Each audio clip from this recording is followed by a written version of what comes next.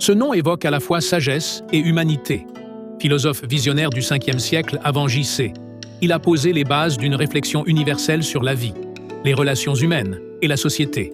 Son message, simple mais profond, invite chacun à cultiver la vertu, à chercher l'harmonie dans ses actions et à ne jamais cesser d'apprendre. Mais de qui parlons-nous? Confucius était un philosophe chinois, enseignant et penseur, fondateur du confucianisme. Le confucianisme, fondé par lui-même, est une philosophie chinoise qui valorise l'éthique, la moralité et l'harmonie sociale. Il met l'accent sur le respect des relations familiales, la piété filiale, la bienveillance et la sagesse. Le confucianisme promeut une société juste et ordonnée à travers l'éducation et l'exemplarité morale.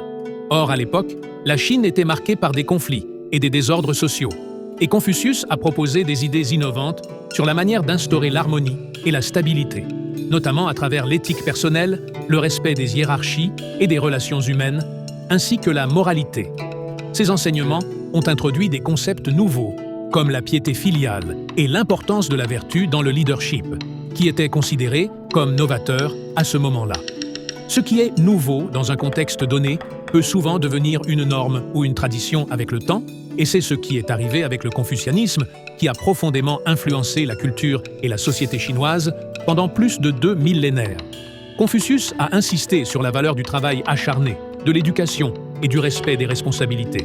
Il a encouragé l'idée que chacun doit s'efforcer de devenir une personne vertueuse et contribuer au bien-être de la société. Le travail, la discipline et le respect des obligations étaient vus comme essentiels pour créer l'harmonie sociale et la prospérité. Ces idées ont imprégné la culture chinoise pendant des millénaires, façonnant un rapport au travail basé sur la responsabilité, l'effort et la contribution à la société.